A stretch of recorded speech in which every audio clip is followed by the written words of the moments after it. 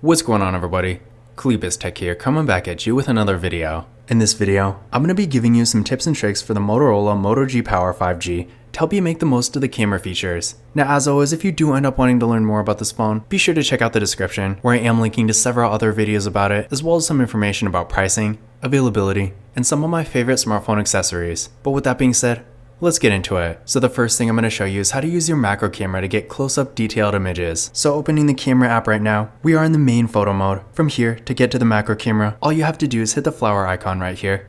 And that's pretty much it. From here, you can get some nice close-up images, and while it's not really the best macro camera I've ever used, it definitely does get the job done, so all in all, it is a cool feature to have. But then of course, when you're done with the macro camera and you want to go back to taking normal photos, don't forget to hit the 1 right here. Otherwise, things are going to be blurry, which obviously you're not going to want. Now I'm going to show you a feature called Tap Anywhere to Capture. With this feature on, instead of taking a photo by tapping the shutter button, you can pretty much tap anywhere on the screen and it's going to trigger the shutter. This is great for if you're taking maybe a selfie, for example, maybe at an angle like this where reaching the shutter is not the most convenient. So to activate this feature, go to Settings.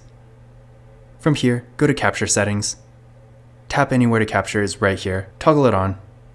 And now if we go back to the camera, no matter where you tap on the screen, it's going to take a photo. So definitely a nice feature to have. Now I'm going to show you a feature called Ultra Res mode. Essentially what this does is allow you to use the full power of the camera because, in case you don't know, despite having a 50 megapixel main camera, when you're taking photos in normal photo mode, you're not actually going to be using the entire 50 megapixels. They do this really to save space, and at the end of the day, most people probably don't need a super sharp, high quality image anyway, because the regular camera does get the job done just fine. But that being said, I don't know about you, but I personally like to use the maximum quality whenever I'm taking photos, so I personally use this mode all the time. But keep in mind, when you're taking photos in Ultra Res mode, it will use up a bit more space. But considering this phone not only has 256 gigabytes of internal storage, at least in this unlocked version, but also micro SD card expansion too, I feel like when it comes to taking regular photos, even if you use Ultra Res all the time, it's really not going to make that much of a difference. But regardless, to get to Ultra Res mode, what you're going to do is go to this bottom bar right here, go to the More tab, so right here, and from here, Ultra Res is right here.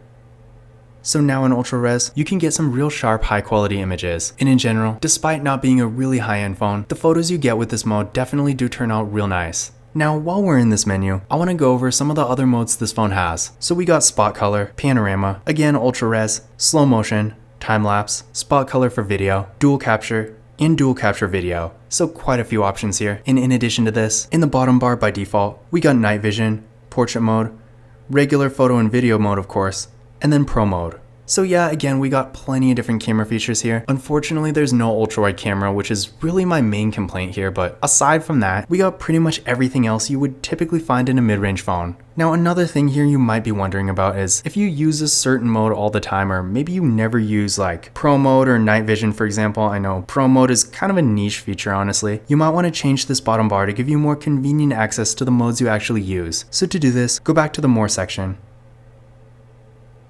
And from here, hit the pencil icon. And say you never use Pro Mode. To remove it, press and hold. Drag it up here. And that's pretty much it. But say you want quicker access to Ultra Res mode. If you want to add it, it's pretty much the same thing. So press and hold. Drag it down here. And that's pretty much it. When you're done, hit done. And now, as you can see, Ultra Res mode is now in the bottom bar. And if you ever want to reset it, go back to the More tab and hit Reset right here.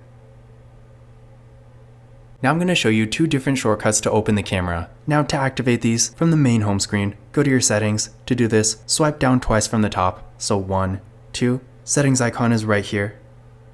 Then from here, go to gestures. And from here, first of all, under physical key, go to double press power key. As you can see by default, it is going to be none, but you can change it to launch camera. And now, if you double press the power key, no matter what you're doing on the phone, it's going to open your camera. So definitely cool. And in addition to this, under kinetic gestures, go to quick capture, make sure it's on, and now if you go like this, it's going to open the camera. So definitely some cool shortcuts here. So in case you missed it, again for the first one, double press the power key, and for quick capture, go like this. Now I'm going to show you how to change your aspect ratio. So by default, like with pretty much any smartphone, the aspect ratio is 3:4 for photos and then 9:16 for videos. So if you want to change it, simply tap on the icon, so like this, And now we are in 9:16. From here, you can also go to full, which is pretty much the aspect ratio of the entire display. So in the case of this phone, it's 20:9. And then from here, you can go to 1:1. So perfect for something like Instagram, for example. And then if you tap it one more time, we're back to 3:4. And then for video, again by default, it will be 9:16, but you can also use full, which again is basically 20:9. Now I'm going to show you how to take a burst photo. Now in case you don't know, when you take a burst photo, it's basically a bunch of pictures at once. So to take a burst photo on this phone, again, we are in the normal photo mode right now. All you have to do is press and hold the shutter. So like this. And that's pretty much it. Then from here, if you go to photos, you can see every individual shot. Now I'm going to show you how to turn on the grid lines. To do this, go to settings. From here, go to capture settings. And then from here, turn on assistive grid. You can also turn on the leveler, which is pretty useful too. And now if we go back to the camera, as you can see, both the grid and the leveler are on. And then finally, the last thing I'm going to show you is how to take active photos. This is basically like an iPhone's live photos, for example. Essentially, this feature allows you to take pictures of something in motion without it being one giant blur. So if you're taking a picture of like a person running, a bird flying, a car driving, something like that. So definitely a cool feature. To activate it, from again the main photo mode, swipe down on the screen like this.